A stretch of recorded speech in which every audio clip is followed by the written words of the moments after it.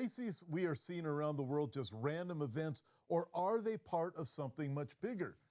Today, I'm joined by UK insider Gary McKibben as he exposes what's really happening. And believe me, folks, you need to hear this. In this conversation, we go beyond the headlines to explore even into the spiritual dimension, what is behind the global crises and events, and what is coming. Hey, Gary, I'm going to ask you about a few different things. I'm going to ask you some of your thoughts on the Strait of Hormuz and different dynamics. Mm-hmm. There's threats of global food shortage. You're obviously over in the UK, so you're going to have a different perspective. Also, I believe you're probably already feeling things a little bit differently than we here are in the US. I want to ask you about surveillance. Because you guys got that. But if you're okay with it, I'd like to start off with a few other things too. And I really want your perspective. If you don't want to talk about something, I get it. You live in it. I don't want to get you arrested or anything. But I watched this video, and as we go through some of these, I want to ask you how real this is and how much spin there is or whatever. But this first one, it's a video of the Sharia police somewhere over in the UK on horseback. Yeah. Is that stuff happening? Yes, this is the two riders you're talking about, then going through the streets. And so it's not happening on a regular basis, but there's certainly, I guess, Sharia courts and different areas that are beholden to that across the UK, yeah. Okay, so it's actually happening then. Okay, then let's go through a few different things because I just want to catch up. You know, I see Tommy Robinson, I see you, and I'm going, okay, let me get my own perspective coming from you guys. I was on a program, Pastor Enzo, in Italy. He's in South Italy, and it was a great program. I just love the fact that he's bringing the truth out there too, because even Italy's got some challenges that surprise me, but they seem to be falling in line with the rest of y'all over there, which I'm kind of concerned about. All right, so I got this other video. It's this woman, and she's a Christian, and apparently she gets arrested, and in the back of the video you can hear this call to prayer. And so we have that. And I've seen several different videos that are similar. I saw a guy preaching the Bible on the streets, and yet you got people, Muslims that are bowing down over off to his side, and they're good with it, but you can't have a guy with the Bible and praying. And these guys are actually getting arrested. And I'm just wondering, are these one-offs?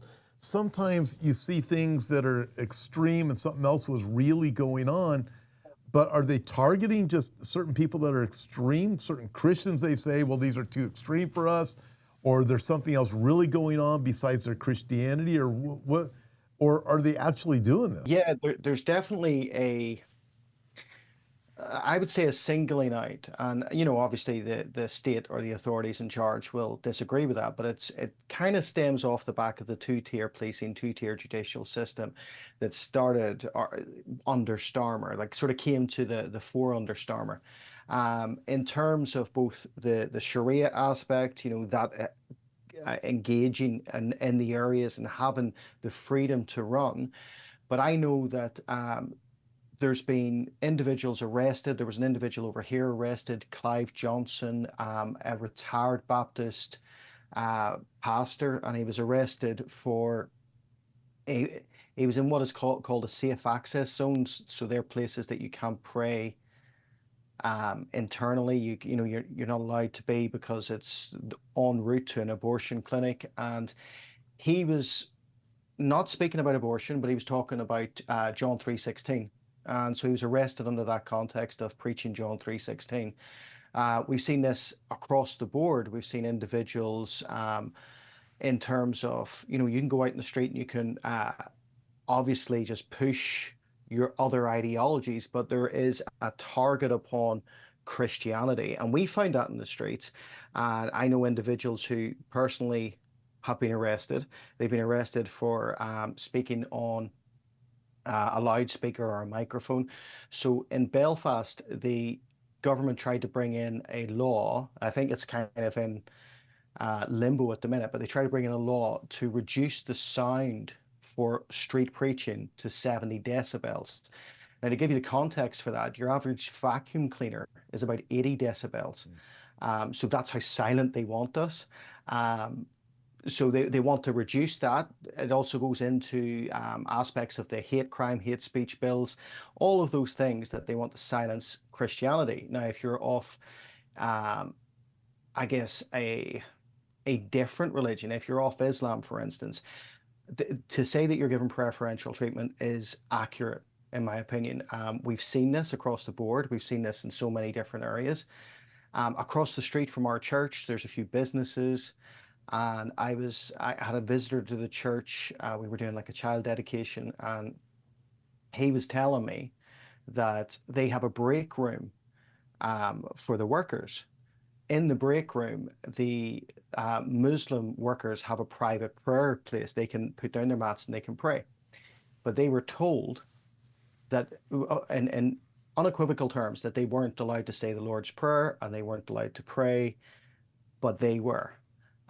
We've seen like there's videos that go out every day. We've seen leisure centers, which are, you know, your average swimming pool and things like that, that in the changing rooms, Muslims have decided to change it into, in the midst of people getting undressed and dressed, to put down their mats and start praying again, and kind of sort of taking over, colonizing the area, so to speak.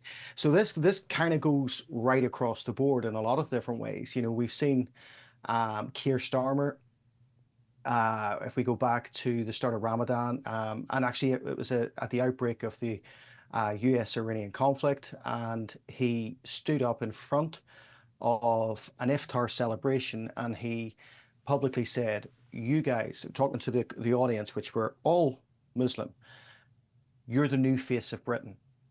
Now, this is where we're at right now. And in the midst of everything that is happening geopolitically in the world, you know, the breakaway from America, the geopolitical shifting that's going on, all of that, the UK has found itself in a really desperate place. Militarily, we are not prepared. We have more immigrants than we have soldiers. We have, and that's quite concerning.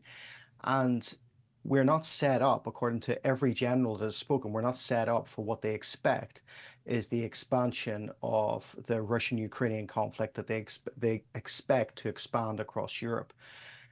In terms of everything that's going on, we're set up, I believe, under a poly-crisis situation. And I remember speaking to Pastor Brandon Holthouse about this, that I believe Islam is the useful hammer. I believe the Red-Green Alliance that is ushering things in is just one aspect of this, but Islam is a useful hammer. It's been used throughout, certainly in terms of Britain, throughout our history.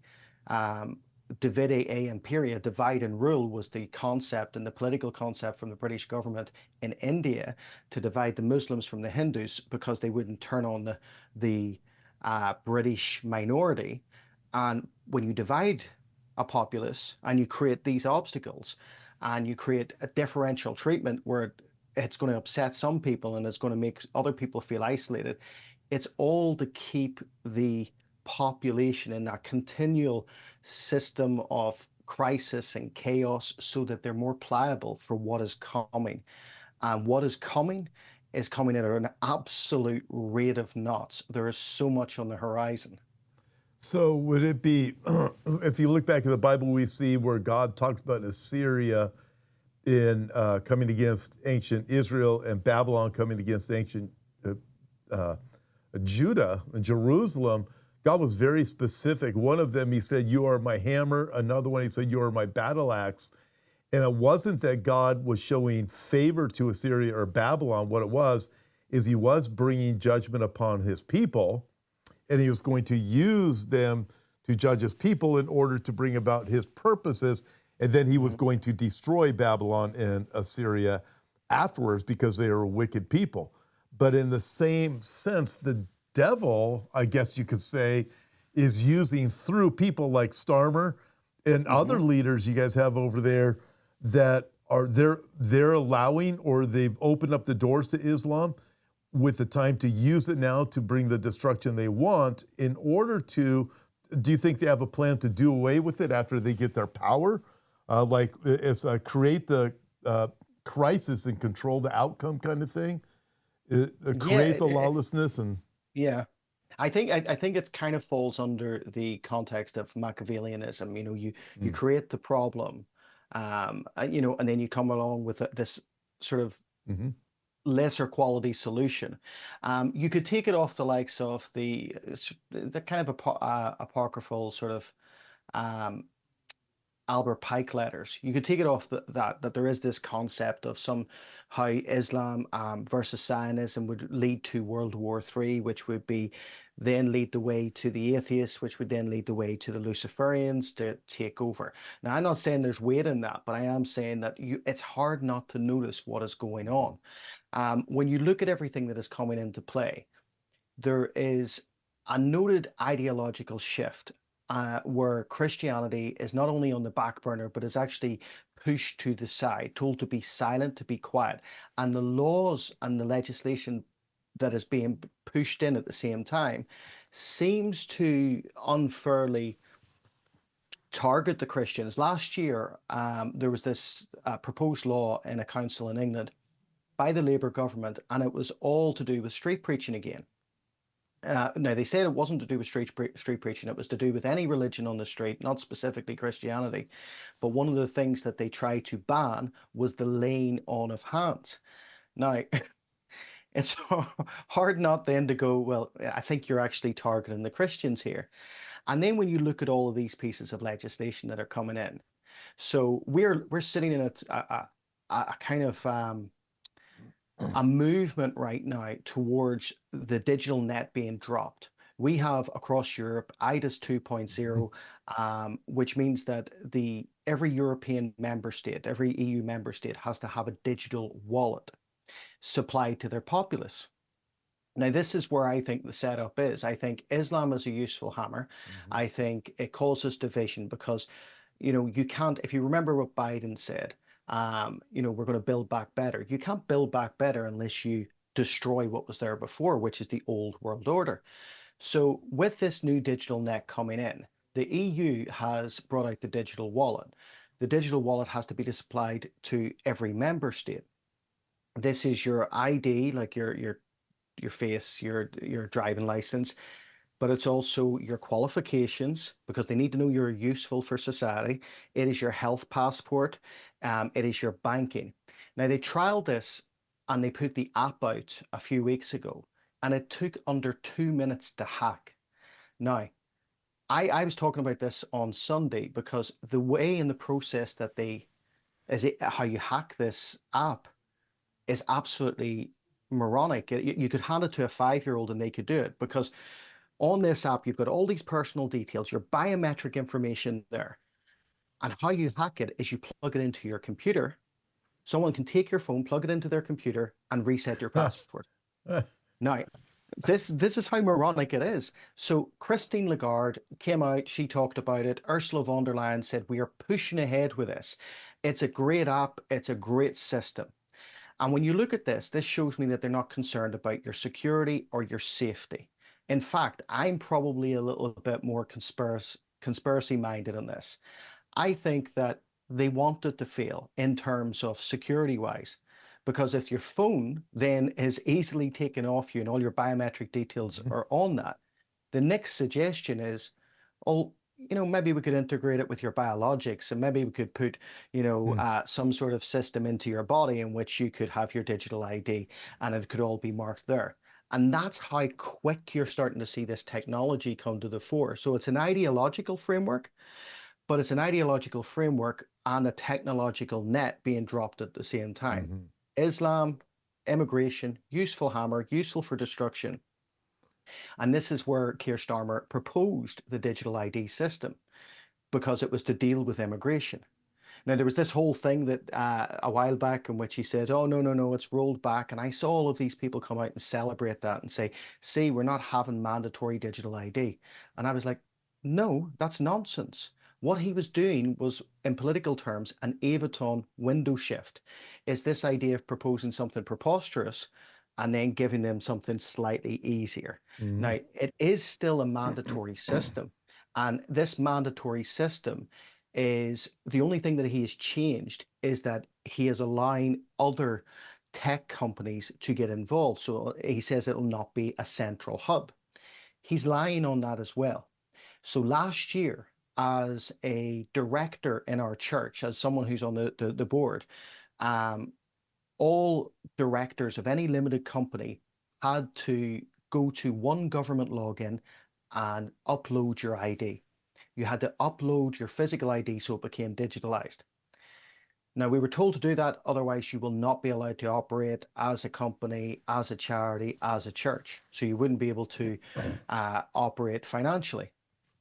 So we did that. We were told and assured, I was assured by the accountancy firm that we were told that this is just going to be the only thing. There's going to be nothing else associated with this.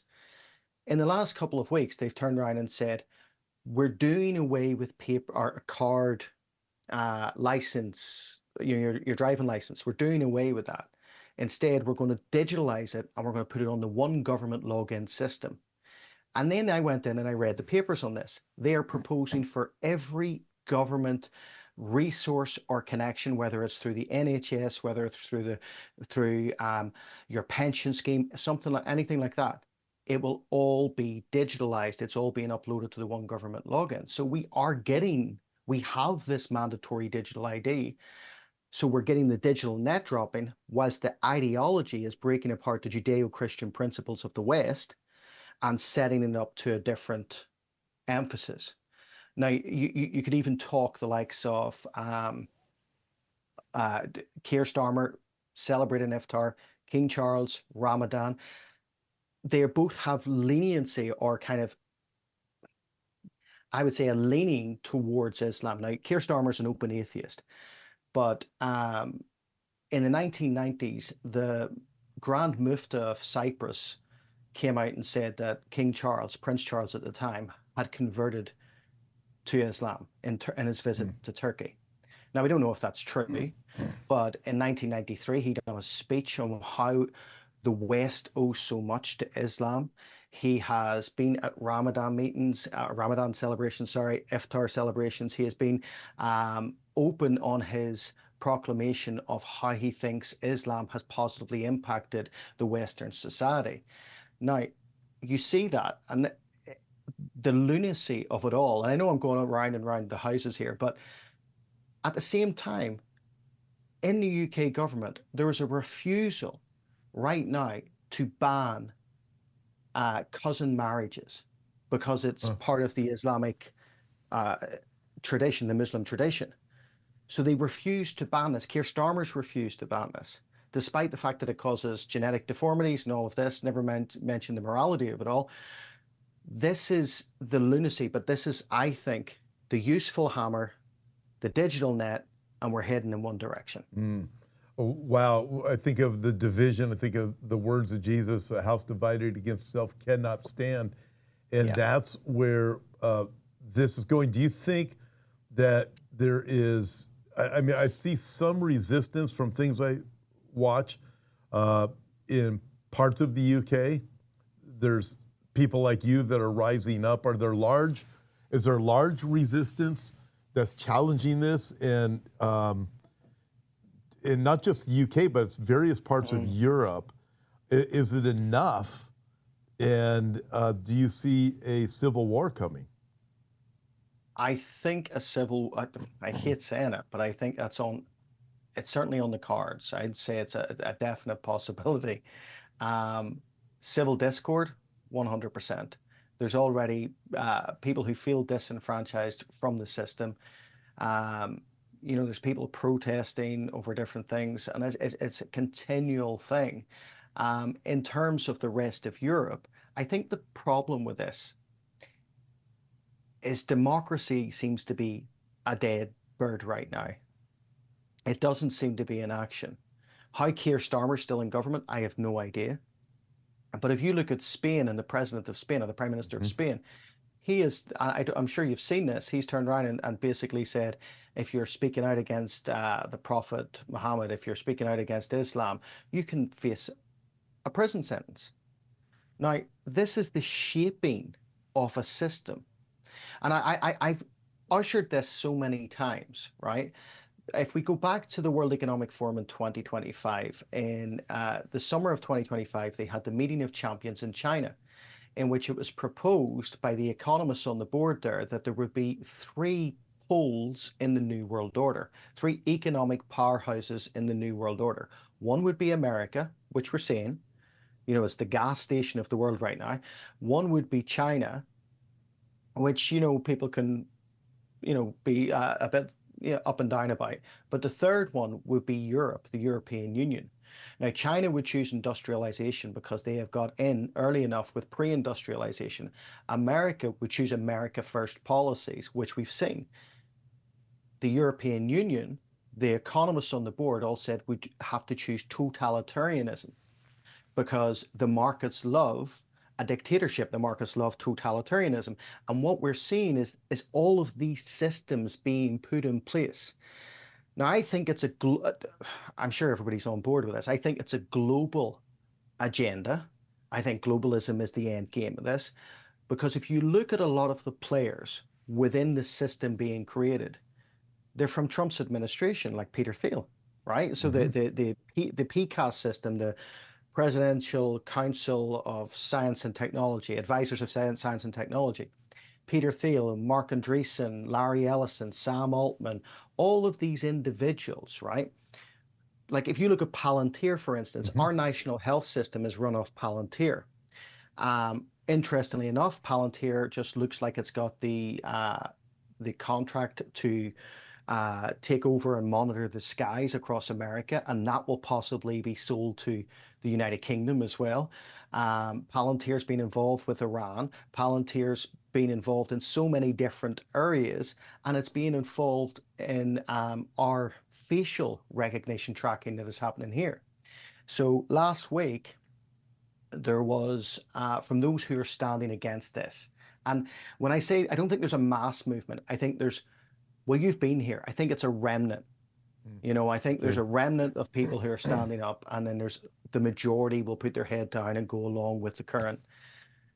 But last week there was the appeal against LFRs, live facial recognition cameras, failed, and it's been put out by the Metropolitan Police and the PSNI over here that they're going to be using these continually now. So they're already going up in different cities and town centres. These are live facial recognition cameras that will be attached to all of your biometrics. So when they see you coming, they're reading your biometrics, they're reading the gait of your walk, they're identifying you and everything about you. And we've already seen instances of individuals being fined on the street for covering their face. Not to mention uh, a certain Yeah. ideological, religion that does cover their face. But no, this was an individual walking down the street and didn't want his face to be seen, and he was fined £90 on the spot for covering his face. These LFRs are being rolled out, and who is behind LFRs? Palantir.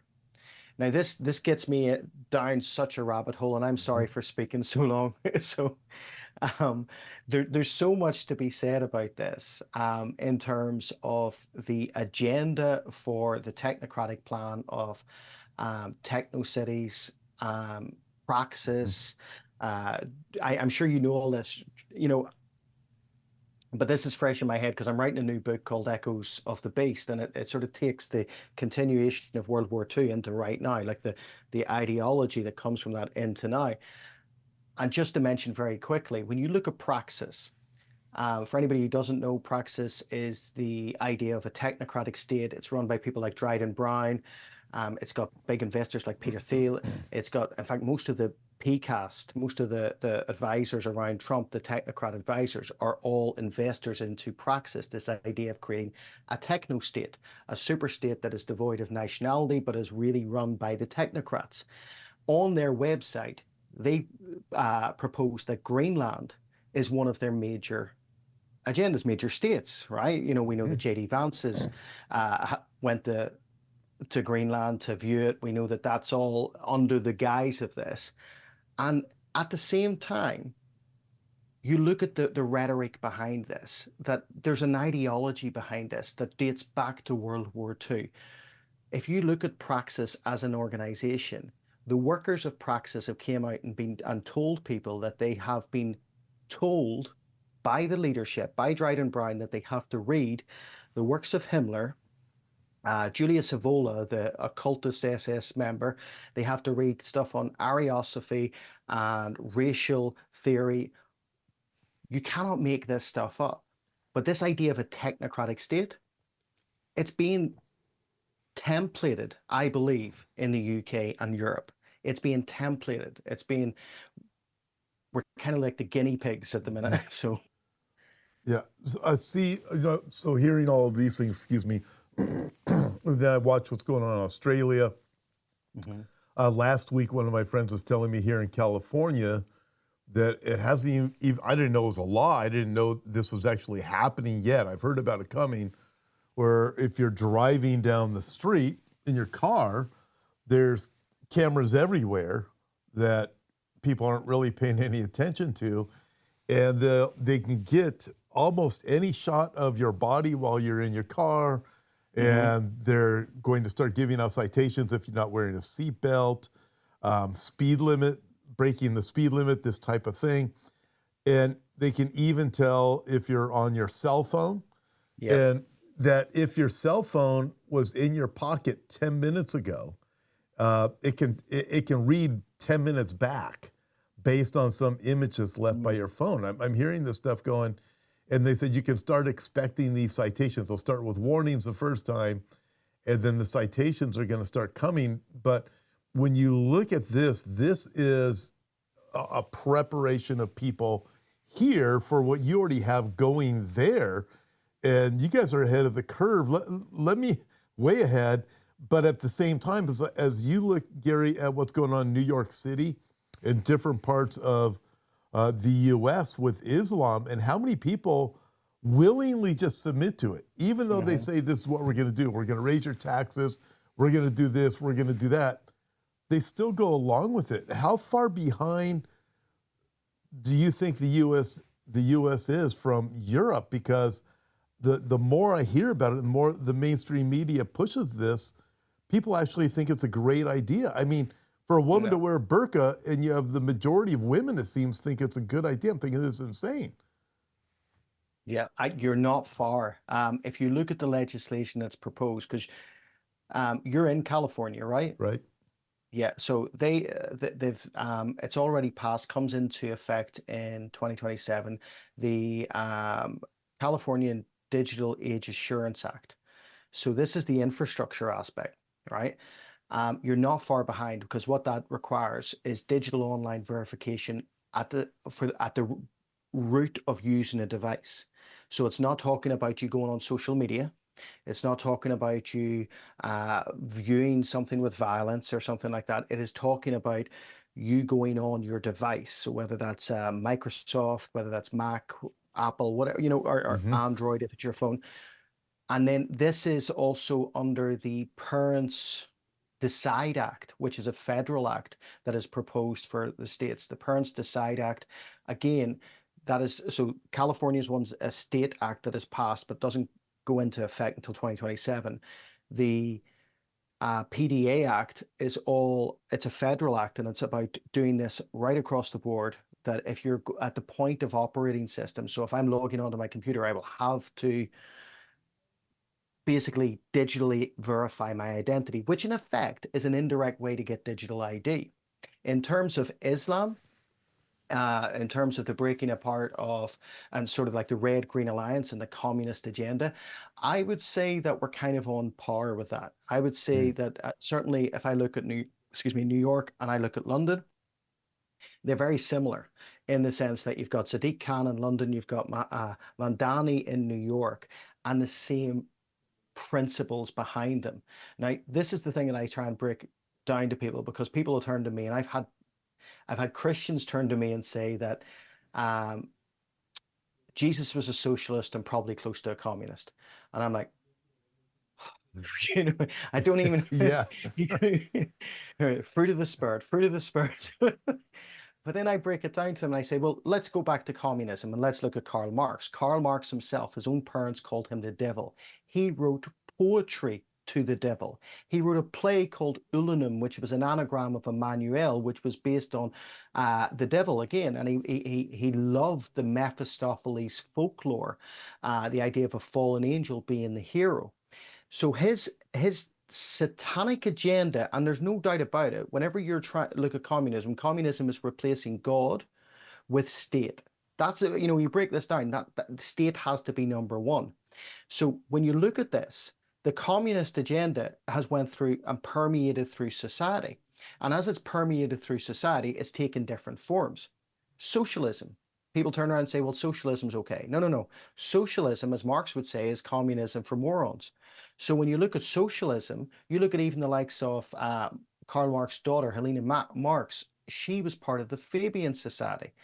So in 1883, when the Fabian Society was developed, they took the same approach and had all the same ideological goals as communism. But what they decided to do was take the slow attrition process, because it's Fabian Society, named after Fabius Maximus, the Roman general who won by attrition. But they have all the same goals.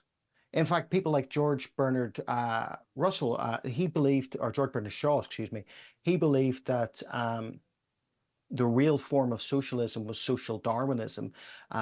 You know, that you get rid of the useless people. Mm-hmm. You get rid of the people that aren't really contributing to society. This kind of brings it back, and I'm sorry for harping on, this brings it back to the praxis model, because the praxis model is to have technocratic cities all across the world, like these technocratic hubs, you know, the Riviera of the Middle East, that type of thing, right? But not for everyone. Because if you take the model that they apply, they have two different types of people. One type of person that, according to the transhumanistic agenda, will be the top tier of humanity. This all goes into the likes of Madame Blavatsky and root races and becoming, you know, ascending to yourself or ascending to a new higher. That's what they believe they are. And then according to their own rhetoric and their own literature, then you have the other ones, the other human beings who are best left to eat insects. So you've got 15-minute cities for us lot, right? The idea that you can be told what to eat, how many items of clothing you can have for each year, how far you can travel. And we're seeing that modeled right now. And then you have the technocratic Rivieras for the elite. And it's I don't think you're far behind at all. In fact, sorry for interrupting, but I think that based off the events at the weekend and the assassination attempt on Donald Trump, I think that will be the catalyst to push heavily into regulating online content, regulating and identifying everybody online. So this will be the accelerator for some of these pieces of legislation that have not yet passed. That's interesting. I do know, I read it and I haven't seen it since, but early on I read after the shooter was caught that his own family had alerted authorities because they found his manifesto. And so the authorities already had this info, but he wasn't stopped. And you look, you go, well, how? I think this brings in like Palantir or something. We've got to get complete control on all of this information and run it through a central database or something like that. Yeah, 100%. And I think that's where we're going with this. I think that if you look back, you know, we had the Online Safety Act coming in 2023, but between because I remember actually when you were over here talking to you about that, from 2023 to 2025, because it didn't get enacted, like go into action until July 2025, over 200 amendments. Over 200 amendments, and a lot of those amendments came off the back of crises, chaos moments, like the Southport sort of, you know, the stabbings that happened of those little children and the riots that broke out off the back of that. Well, we need to regulate what goes on online because The last year alone, the UK has arrested 12,500 people for social media posts. We need to regulate what goes online based on the crisis of the past. And I think that is what's coming off the back of the weekend's event, or of what happened with the assassination attempt on Donald Trump. And like you say, or like Saul Alinsky says, let no good crisis go to waste, and I think we're seeing that. Yeah, wow. What fascinating days we live in. All right, Gary, we only have a few more minutes left, so I'm going to ask you just some questions.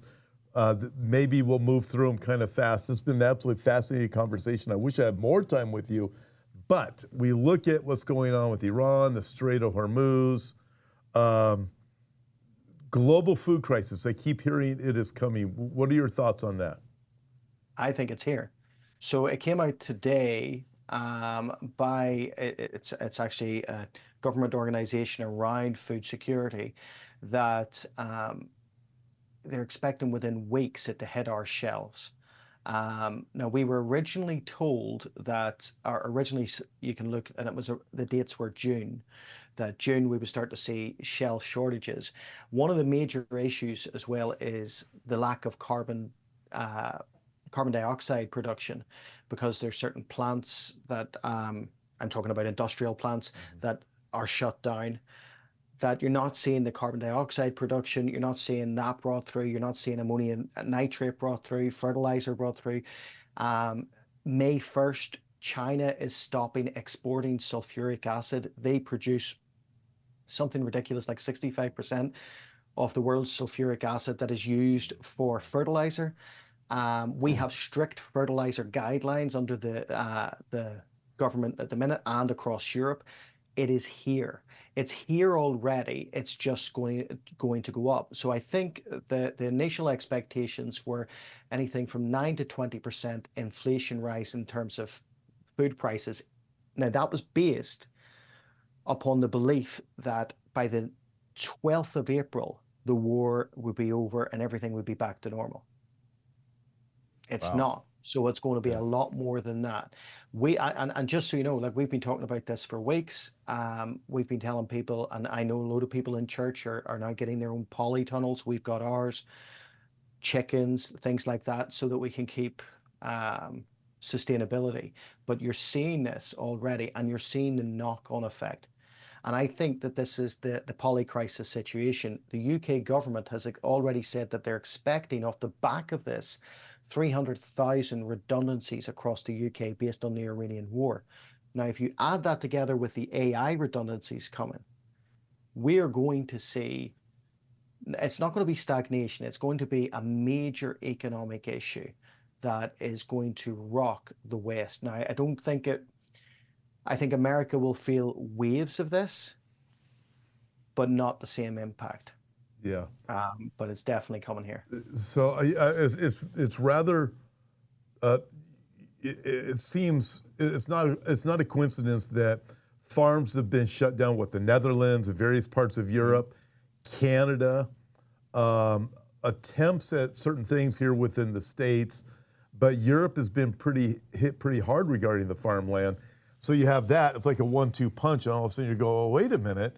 And you said these plants are shut down. So you have these different, here in the US, a lot of the meat packing plants have been shut down. Of course, it's over environmental rules, environmental absurdities, but, I'm not allowed to talk about climate lies. I mean, climate laws. But it's purposeful. So the thing is I think the Strait of Hormuz and the Iranian conflict is the convenient excuse, because we've seen the British government, we've seen Ukraine through the British government attack multiple oil refineries, but also ammonium nitrate plants in Russia. So Russia was one of the biggest exporters of ammonium nitrate, so you need that for fertilizer. So we're seeing this. We saw a major fertilizer plant in Australia burned down. We've seen all of these different things all these different plants around the place burned down. And it puts me in mind that this is willful. Whenever the ceasefire was originally brought in between Iran and America and Israel, that weekend, there was a historic thing that happened. So that was on the Friday. On the Saturday, there was an emergency meeting of the Bilderberg Group in Washington. That was the first time in 33 years there's been an emergency meeting. And what I thought off the back of that, well, again, never let a good crisis go to waste. If you think of Henry Kissinger's old model, control the energy, you control the nations, control the food, you control the populace, you control the people. And they're trying to clamp down on that. Well, You know? here what we see is they have these bird flu epidemics, and all of a sudden Yeah. they say we have to take your chickens. Because you can have chickens, at least in the most of the areas I know in the States you can, Mhm. but all of a sudden the bird flu, how convenient is that? Yeah. And and they're going to affect the cows too, and the cows are going to kill everybody also. But I look at it and think, okay, it just can't be a coincidence that these things they're all coinciding at the same time. Let me ask you final question. I mean, I could ask you 100 more, so I can't wait to do something else with you again soon. But you talk about a massive rise in paganism and Satanism in the West. And that is definitely one of the signs of the evidence of the second coming of Christ. What would be a couple of things that you could draw people's attention to? If you take the UK, um, our the last census that we had saw 154% rise in Satanism. If you look at America, if you go back to the 1990s, there were 8,000 recorded Wiccans. Now there's over 3 million. That's Oh, oh, 37,500% wow. increase, right? This is showing you the rise of this. Now, if you talk about the rise of paganism, it is all connected. There's a theosophical approach to this, right? So this is people like Aleister Crowley, Madame Blavatsky that entered into politics through the Nazi regime, and then after World War II spread out through the world through different political avenues, through the Fourth Reich aspirations that were facilitated by people like Alan Dulles, where they took useful scientists, useful technocrats of the Nazi regime and set them up around the world in different governments and different structures.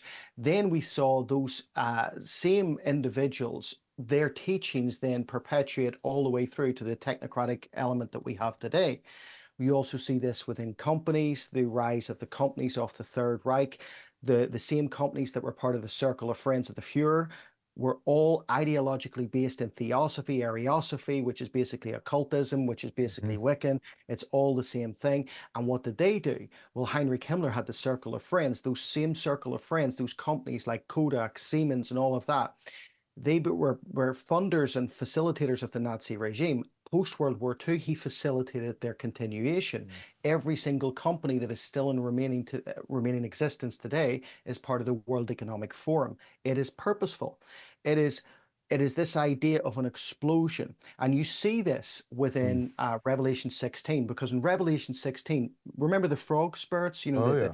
these spirits that lead through the mouth of the dragon, the mouth of the beast, the mouth of the false prophet. Well, that is a relation. Everything that you see in terms of the judgments is a relation back to Egypt and the Exodus, and each one of those plagues were a direct retaliation or slap against one of the false gods of Egypt. Well, the frog spirit is Hecate. Now, Hecate or Heket is the goddess of Wicca, of paganism, of magic, and you're seeing it spread through everywhere. Ireland, absolutely massive. We're coming up to May 1st. There's major Beltane worship, Beltane celebrations. You go down to places like the Hill of Clachta, the Hill of Ward. These are synonymous with where Halloween comes from, and they have Beltane worship, Beltane, Baal, Tane, the fire of Baal. They're worshiping it. It's all together, and it's right through. It's the point to this, like I said, right back to the start. Islam comes in, Islam and communism, useful hammer to chip away at Judeo-Christian principles. What fills the void? The gods of old.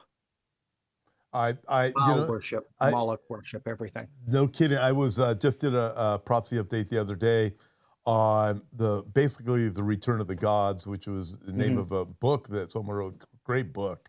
And these demons have never gone away. And they come in, they've had different names, whether it's Greek culture or Roman culture or Yeah. even Egypt.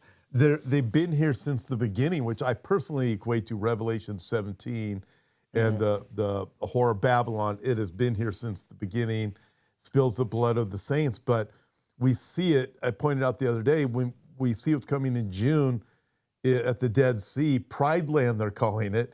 And you can't make this stuff up. That was right in the area of Sodom and Gomorrah, and here it is.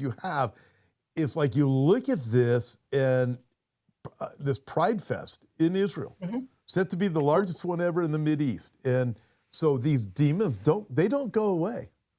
They don't. And sorry, I know I could talk. This is me. It's very fascinating, very informative too. The paraphrase of Shem is a Gnostic text, right? So it's not Christian. Gnosticism, I believe, is the infiltration of paganism into Christianity.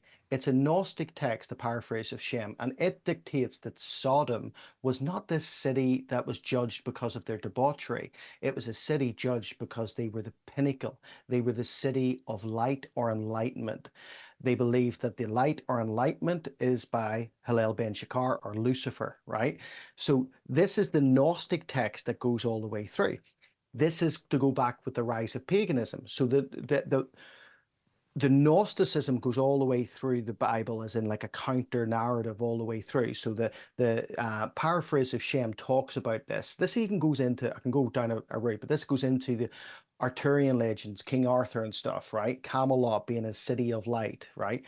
This is all from that. But if you go all the way through, then you get to the New Testament, you get to Acts chapter 8, and you get Simon Magus. Simon Magus becomes the poster child of Gnosticism. This is how, I'm just relating this to paganism very quickly. If you come to Ireland and you go to the Hill of Clachta, they have this celebration on Samhain night, Halloween night. They do a fire, and the tradition was people would go and take their fire from that fire and light the fires in their own house. It was this idea that this was a sacred fire. That comes from Simon Magus, because the legend, the Irish mythology around this is Simon Magus taught the head pagan Mugrath how to do all of this and how to worship these spirits or spirits of the dead. And this is where it all comes in. And it's a full circle on this, because when you look at there's something specific, like you said, that they're having this celebration in the area of Sodom. They're having this celebration, and yet Jesus says in Luke 17 that as it was in the days of Lot, so it will be in the days of the coming of the Son of Man. And I kind of think it's like a trailer for all of these false gods, these ancient deities trying to rear their head again. And the problem is I think the world is prepped, primed, and prepared to run to these demonic entities and run away from the Bible, you know? Gary, it was great having you on today.